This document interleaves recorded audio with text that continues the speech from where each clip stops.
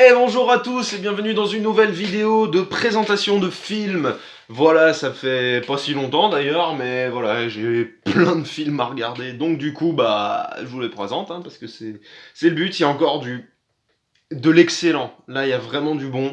Non seulement il y a du bon, mais il y a vraiment beaucoup de films que j'avais très envie de découvrir et que j'ai enfin pu découvrir. Donc du coup, je suis super content.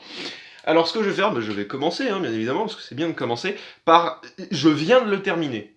Vraiment, je viens tout juste de le finir, il n'y a même pas 2 minutes.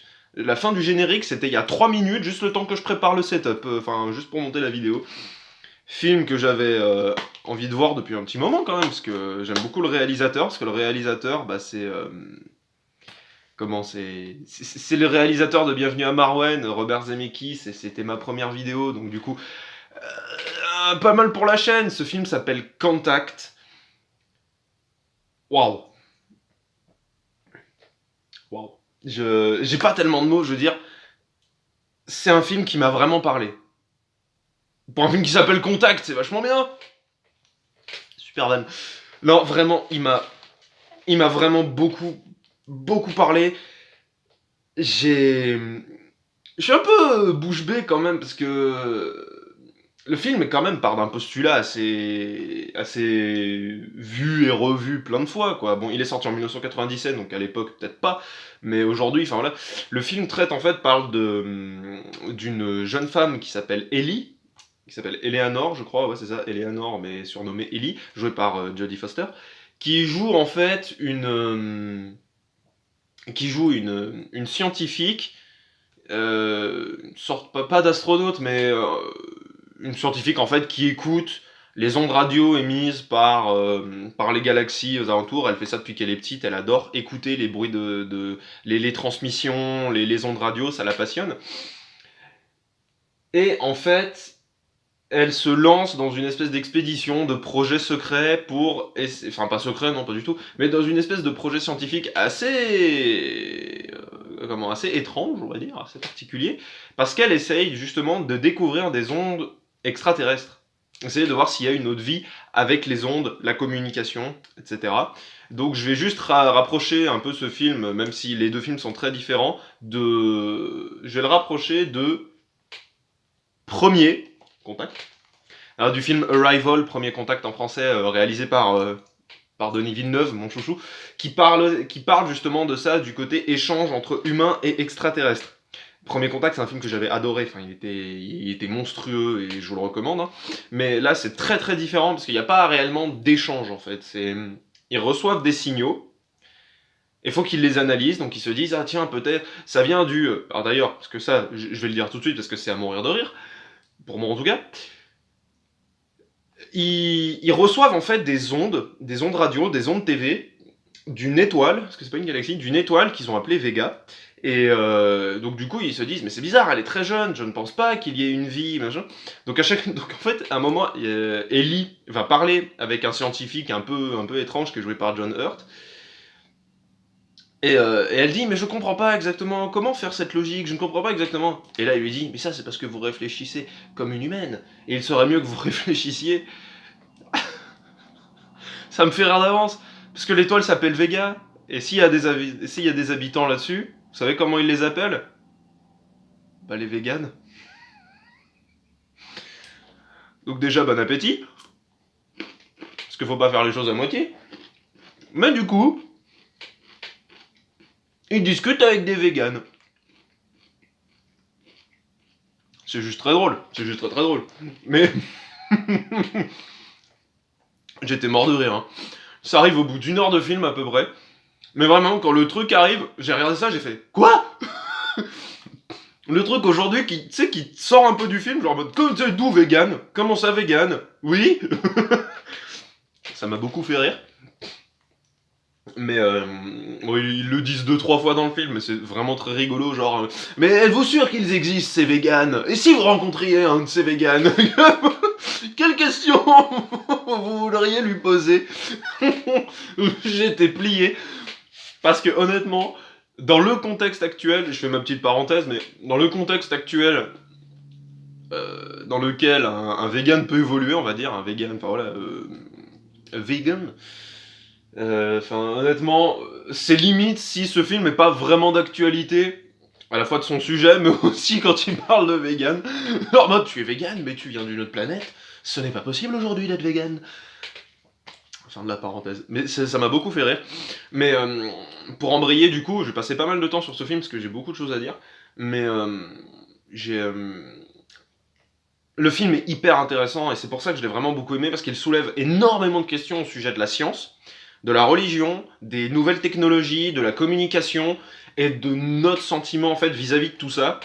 Le film est sorti il y a plus de 20 ans et honnêtement, les questions n'ont jamais été autant d'actualité. Le côté, par exemple, on a le personnage de Matthew McConaughey qui joue... il joue pas un pasteur, mais il joue un homme croyant qui doit... Enfin voilà, sa réussite est due aussi à son travail sur la science. Si c'est correct ce que je dis.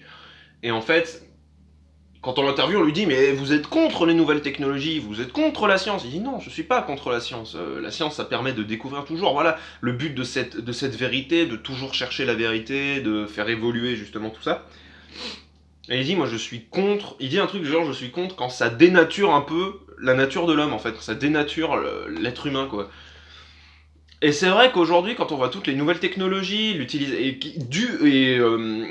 aident la communication, nos téléphones portables, les réseaux sociaux, etc., tout ça, ça veut te dire, est-ce que ça, finalement, est-ce que ça aide la communication ? Ou est-ce que depuis l'avènement de ces nouvelles technologies, on se sent encore plus seul ? Les questions sont ultra intéressantes, je les ai même pas toutes retenues, mais honnêtement, de tous les films que je vous ai présentés, et il y en a eu un bon paquet, je pense qu'il est dans le top 5, voire dans le top 3, limite, de ceux que je vous recommande le plus de voir. Vraiment, c'est pas je vous ordonne de voir ce film, mais je vous conseille vraiment de regarder ce film parce qu'il est ultra intéressant et pour un film sorti il y a 20 ans, magnifique. Petite mention spéciale à Jenna Malone qui joue dans ce film là, elle joue Ellie enfant. Et Jenna Malone, c'est une actrice que j'aime beaucoup. Elle a joué dans Sucker Punch de Snyder, que moi j'aime beaucoup, que beaucoup de gens n'aiment pas. Elle jouait Rocket. Et elle joue aussi dans un film que j'aime beaucoup.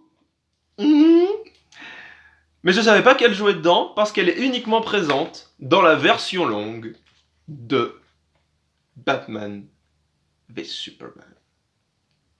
The Ultimate Edition. Regardez, j'ai le coffret. Et j'ai le coffret avec Man of Steel aussi.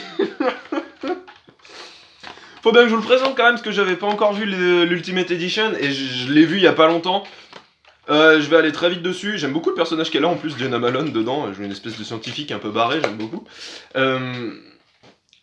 Honnêtement, je trouve quand même les gens durs, hein, parce que certes la version longue rajoute pas mal de choses, des enquêtes de Clark Kent, la séquence du désert au début, elle dure beaucoup plus longtemps.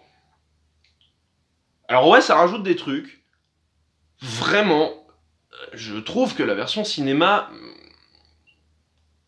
se suffit un peu à elle-même. Alors ils ont coupé quand même des moments, c'est assez criminel d'avoir coupé ça, parce que des fois, dans la version cinéma, vous avez un truc, mais ça sort vraiment mais comme un cheveu sur la soupe, comme on dit. Et la version longue, justement, vous comprenez pourquoi il y a, par exemple, je vous le dis, il y a une brève apparition de Steppenwolf dans Batman v Superman, qui n'est que dans la version longue. Et même si c'est qu'une brève apparition, quand vous voyez ça, vous vous dites « Ah, mais alors c'est pour ça que lui, après, il va dire ça. » D'accord, je vois. Donc il y a des passages, effectivement, c'est criminel de les avoir coupés. Notamment cette séquence au début, quoi. Enfin, mais... c'est comme ça. Et Batman v Superman version longue, si vous aimez pas la version cinéma, déjà je suis triste pour vous, mais regardez la version longue, parce que plein de gens étaient beaucoup plus satisfaits de la version longue que de la version cinéma. Et Jenna Malone joue aussi, parce que du coup on va essayer de faire un petit lien. Joue dans un film que j'avais envie de voir, qui date de 2016, que j'avais envie de voir depuis un moment. C'est le moment de reparler de Nicolas Winding Refn avec The Neon Fucking Demon. Est-ce que vous connaissez ça ou pas ? Parce que si vous connaissez pas ça... par où commencer ? The Neon Demon... Non, j'avais vraiment envie de voir ce film en fait pour... Parce qu'en fait, Nicolas Winding Refn, C'est un peu le réal où je me dis, mais je te déteste pas en fait, j'aime pas tes films, mais j'ai envie de comprendre un peu tes films, j'ai envie quand même de les regarder. Alors j'ai pas vu ses tout premiers films, je crois qu'il avait fait Les Pushers ou des trucs comme ça, Bronson avec Tom Hardy, enfin... j'ai vu ses 3 derniers films à Winding Refn, j'ai vu Drive, Only God Forgives et The Neon Demon.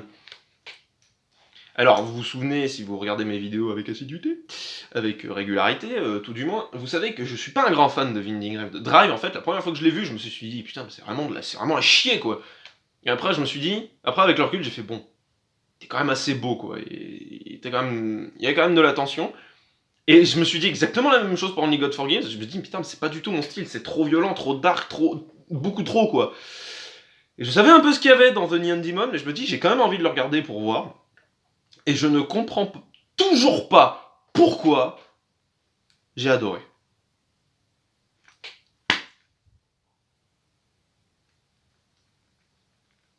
Le film, il est affreux. Hein. Si vous aimez les trucs malsains, mais regardez ça. Hein. Regardez ça parce que c'est c'est vraiment sympathique. C'est bien sympa. Mais je sais pas, le film a une ambiance de malade, une musique que j'ai trouvée dingue. Il y a une séquence au début où... je vous raconte brièvement l'histoire. En fait, le personnage joué par Elle Fanning, j'ai complètement oublié le nom d'ailleurs.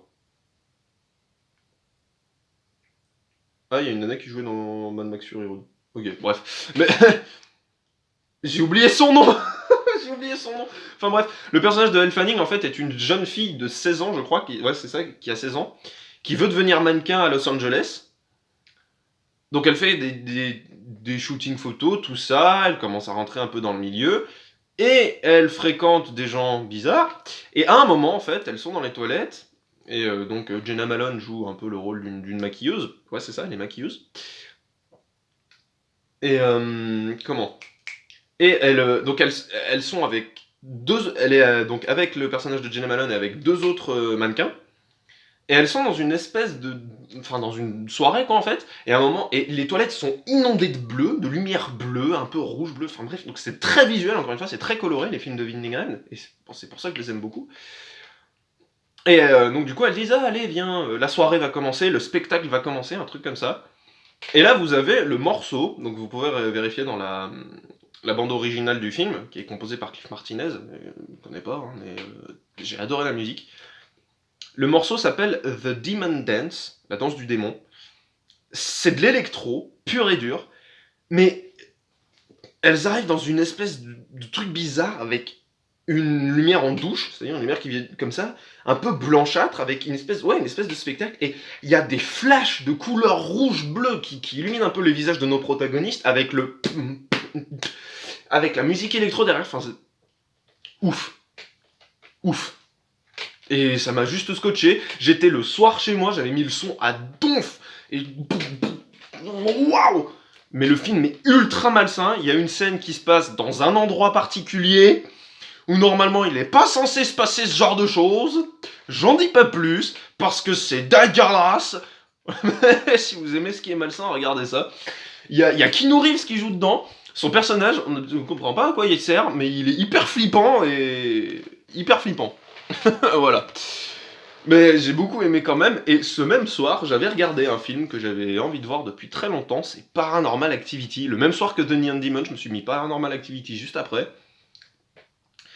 J'ai entendu beaucoup de choses sur Paranormal Activity, il y en a qui disaient que c'est de la grosse merde, il y en a qui disent mais non, c'est vachement bien. Non, c'est très bien, hein, Paranormal Activity, j'ai vraiment beaucoup aimé quoi. Je veux dire, faut quand même se dire un truc, c'est que ce film avait un budget, j'ai vérifié sur Wikipédia, sur la fiche technique, ce film avait un budget de 13 500 $.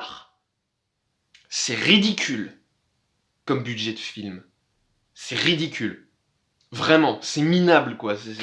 Ça a été le prix de la caméra en fait. Parce que c'est un film en found footage, donc il devait y avoir 2 caméras. Et enfin, je veux dire, les acteurs jouent extrêmement bien. Il y a 5 personnes qui vont intervenir dans le film. Vous suivez vos 2 protagonistes et il se passe des trucs dans la maison. Voilà, c'est impeccable. Impeccable. J'étais pas terrifié, mais ça fonctionne en fait, si vous savez pas ce que c'est. Je pense que c'est pour ça que le film en fait bénéficie en fait de la meilleure rentabilité de l'histoire du cinéma, parce qu'il a un budget de encore une fois, de 13 500 $, et il a gagné, je crois, plus de 10 millions au box-office, quelque chose comme ça. C'est hallucinant, c'est-à-dire que les mecs, limite, c'est un film d'étudiants, les mecs se retrouvent avec une des plus grosses sagas d'horreur. Bon, je sais que les derniers films sont pas terribles, mais j'ai quand même très envie de les voir, quoi, parce que ça a l'air quand même assez ouf.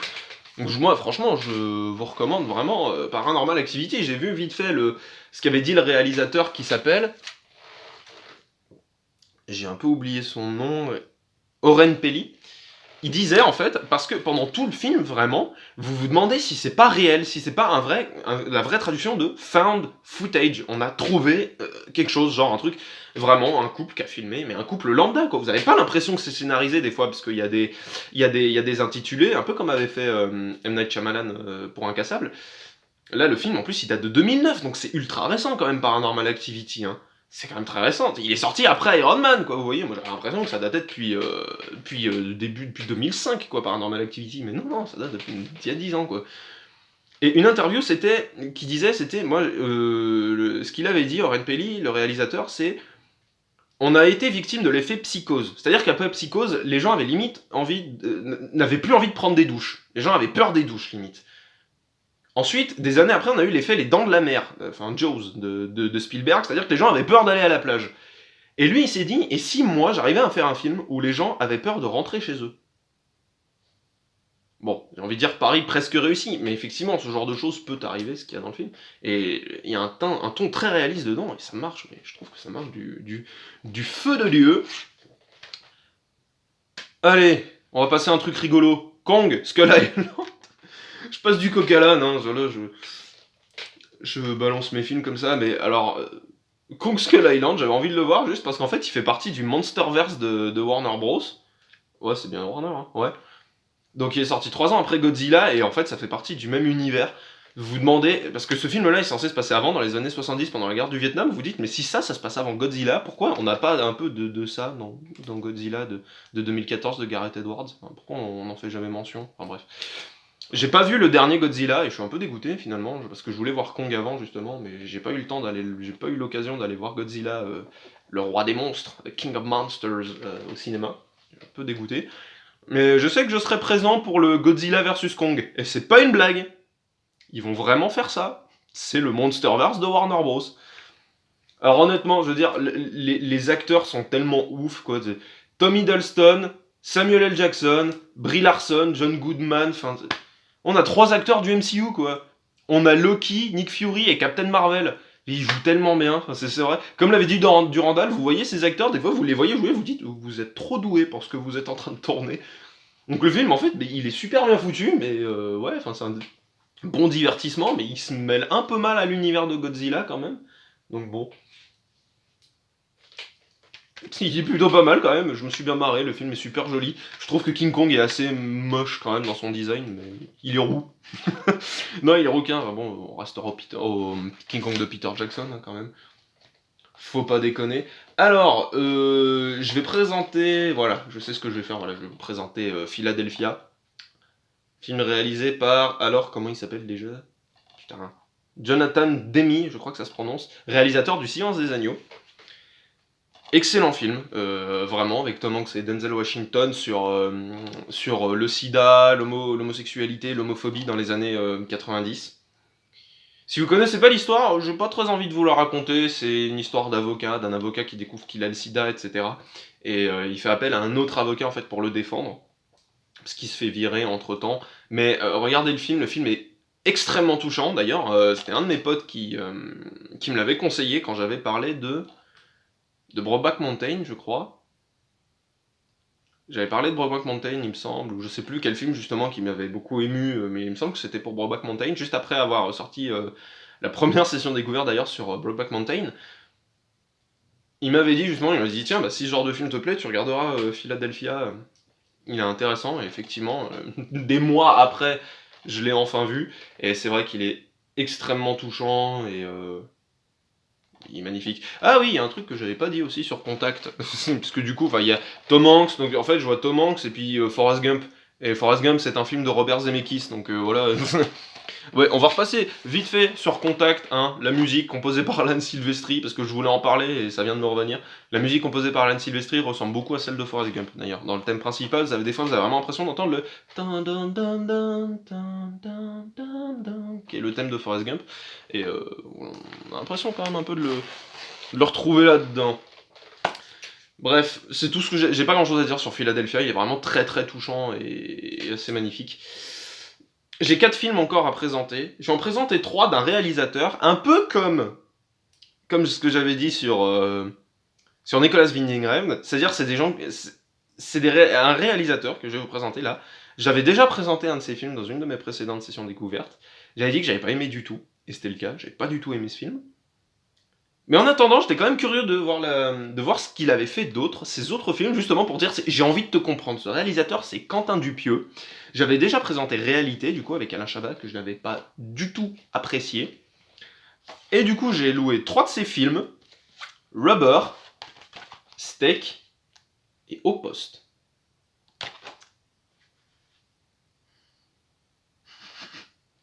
Bah, j'ai bien aimé les 3.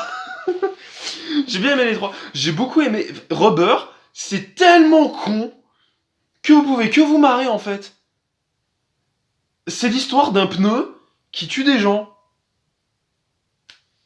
Vous voyez un pneu, ça c'était un de ses films américains, il avait fait des films en Amérique aussi, Monsieur Oiseau. Vous voyez un pneu se lever, se balader, se péter la gueule, machin, dans le désert, et tuer des insectes, et puis tuer des gens avec des ondes télékinésiques.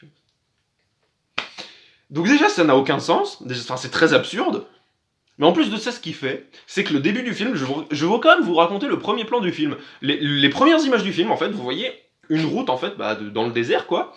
Vous avez des chaises posées un peu partout, une voiture arrive, renverse toutes les chaises, et vous avez un shérif qui sort du coffre, qui tape à la fenêtre de son conducteur, la fenêtre se baisse, et le conducteur lui file un verre d'eau, et il se met devant la caméra, et il commence à vous dire « Dans E.T., l'extraterrestre il est marrant ? Pourquoi ? Aucune raison. No reason. » Et en fait, il fait tout un truc comme ça, genre « Pourquoi on voit pas l'air autour de nous ? No reason. » En fait, il dit « Mesdames et messieurs, le film que vous allez voir est un exemple parfait du no reason. » Donc à partir de là, déjà tu te dis ça commence bien, quand tu connais un peu le principe du film, tu te dis ouais ça va être n'importe quoi.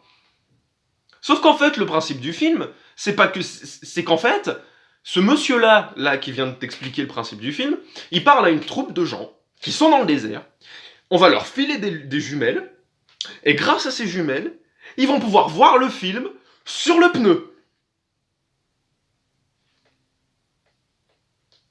C'est nawak. Mais j'étais mort de rire et j'ai trouvé ça très drôle.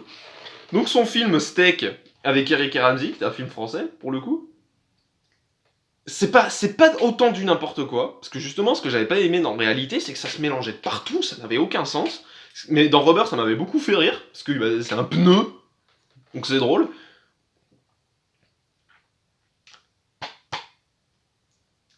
Ce film-là, quand même, il est très barré aussi.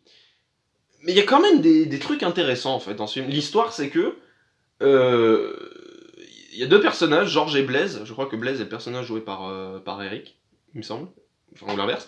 Et en fait, ils vivent dans un monde, en fait, un endroit en France où une espèce de gang appelé les Shivers, avec ce look-là, là, machin, prennent un peu possession d'un campus. Ils ont leur propre jeu, leurs propres règles, s'estiment un peu mieux que tout le monde, ont leurs règles et tout. Et en fait, le personnage de Ramsey veut absolument en faire partie et oublie tout, absolument tout ce qui l'entoure. C'est-à-dire qu'il va mal parler aux gens et tout, des machins, juste pour être un Shivers. Donc il y a quand même des trucs intéressants, je trouve, dans le côté genre, vouloir se sentir appartenir à un groupe, machin, c'est très ancré dans notre société quand même. Et le fait d'oublier limite tes potes d'avant juste parce que maintenant t'es dans un groupe qui est plus hype, qui a plus la classe. Quand il lui dit non mais toi de toute façon t'es une merde, tu sers à rien, moi maintenant je vais être un Shivers. C'est poussé à l'extrême et c'est complètement con. Et c'est filmé de manière très particulière aussi, c'est du Quentin Dupieux, hein, c'est très particulier la manière dont il filme, mais c'est vraiment super drôle quoi. Il y a Jonathan Lambert qui joue dedans, enfin c'est... Et les acteurs jouent bien en plus, donc c'est vraiment particulier. Je vous le recommande un peu quand même, parce qu'il est bizarre, mais... J'avais vu des critiques négatives de Rubber, par exemple, tu vois, des gens qui disent que c'était de la branlette intellectuelle, mais non, parce que c'est complètement con, donc je vois pas en quoi ce serait de la branlette, mais même dans Rubber, en fait, je trouve qu'il y a quand même un truc intéressant dans Rubber, parce que je reviens un peu à Rubber, parce qu'il y avait le côté des spectateurs. Sans vous spoiler, il y a un moment, en fait, où les organisateurs, un peu, font une espèce de complot pour tuer les spectateurs. Et en fait, il y en a un qui reste vivant, et du coup, en fait, le film continue. C'est-à-dire que le personnage du flic, en fait, il commence à voir, il dit mais non, c'est bon, les spectateurs sont morts, arrêtez de jouer, c'est bon. Ils disent mais non, non, il y a vraiment un mort là, parce qu'en fait, il reste un spectateur. Donc il y a le côté, en fait, ce qui rend un film vivant, quelque part, c'est nos spectateurs. Ce qui rend une œuvre d'art vivante, c'est parce que des gens sont là pour l'apprécier, en fait. Donc je vois quand même des trucs intéressants dans la filmo de Quentin Dupieux. Et en fait, je pense que si j'ai pas aimé Réalité, c'est tout simplement parce qu'en fait, je connaissais pas le personnage de Quentin Dupieux. Et quand on me disait que Réalité était un film exceptionnel, un des meilleurs films français qui ait jamais été fait, et qu'en fait, ça a juste aucun sens parce que c'est de l'absurde, je sais pas, j'ai pas trouvé. C'est pour ça que j'ai pas aimé, mais une fois qu'on connaît le personnage, on kiffe bien. Et du coup, j'ai quand même bien aimé Au Poste aussi. C'est un de ses plus calmes, mais je sais pas, je trouve vraiment que ça fonctionne, quoi. C'est. C'est chiant en fait, mais c'est super drôle. Benoît Poelvoorde joue un flic qui interroge un suspect, joué par Grégoire Ludig du coup. Donc il est en train de l'interroger, et pendant que Grégoire Ludig il dit mais non, je suis innocent, attendez, je vais vous raconter ce qui s'est passé. Des fois il raconte des trucs, et putain, Poelvoorde qui fait c'est chiant votre histoire. C'est très chiant. Donc Au Poste c'est complètement barré aussi, mais je me suis vraiment bien marré quoi, donc je vous le recommande quand même bien. Dernier film que je vais vous présenter, je l'ai pris un peu au pif. C'est un film très récent, il date de 2017 aussi, je crois. Et il avait été nommé aux Oscars pour, je crois, la meilleure bande originale, les meilleurs scénarios original aussi, des trucs comme ça. Film de Edgar Wright. Donc j'ai jamais vu un film de Edgar Wright, ou peut-être que si, mais j'ai pas le souvenir. Film de Edgar Wright, écrit et réalisé par lui, c'est Baby Driver. Bien, quand on parlait de Drive en plus tout à l'heure. Baby Driver, donc ça je l'ai loué. Et pour vous dire que je l'ai tellement détesté ce film, que je suis allé l'acheter en Blu-ray, genre 2 jours après. Ce film est génial, je l'ai trouvé génial. Il est ultra péchu, la musique est excellente, je trouve les personnages super bien écrits, il y a des plans séquences mais impressionnants. Genre un truc qui résume genre le début de sa journée, il va s'acheter un café, il vit au rythme de la musique, c'est tout en un plan, c'est magnifique. Magnifique. Quand j'ai vu ces passages-là, je me suis dit, mais c'est vraiment un film, un film quoi. Je veux dire, j'ai vraiment eu l'impression de voir un film, voilà, un film qu'un mec avait vraiment envie de réaliser quoi. Donc pour ça, je dis bravo à Edgar Wright parce que c'est un super film, ultra péchu, ultra machin, et même je trouve le personnage de Baby, c'est que si j'ai eu du mal avec Drive, et un peu aussi avec Taxi Driver, c'est le côté d'avoir des personnages assez mutiques et sans trop de personnalité, juste ouais, on chauffe, machin. Dans Drive, c'est le pire, quoi. Enfin, je veux dire, les personnages, ils sont tous comme ça. Et on ne joue pas. Et de temps en temps, c'est oh là là, mais vous êtes mon sauveur. Ouais, un petit peu, ouais, je suis un peu mon beau gosse. Là, c'est tellement énergique, le personnage de Lily James, qui jouait dans Yesterday, quand je l'ai vu, j'ai dit, mais je l'ai déjà vu, ouais, elle jouait dans Yesterday. Elle est juste ici, je sais pas si on la voit mieux avec le Blu-ray. Ouais, voilà, on la voit mieux. Ce personnage, enfin voilà, elle est à fond tout le temps, elle est ultra énergique, donc ça contraste avec le personnage de Baby qui est très renfermé sur lui-même, justement, qui a tout le temps ses écouteurs, qui fait attention aux détails, parce que voilà, c'est un peu le même genre de film que Drive, quoi. C'est un mec qui est chauffeur pour les braqueurs de banque. Ouais, c'est ça, chauffeur pour les braqueurs de banque. Par contre, j'ai le même dos. J'ai le même dos, mais j'ai pas le même devant. C'était le bordel là. Faut que j'arrête.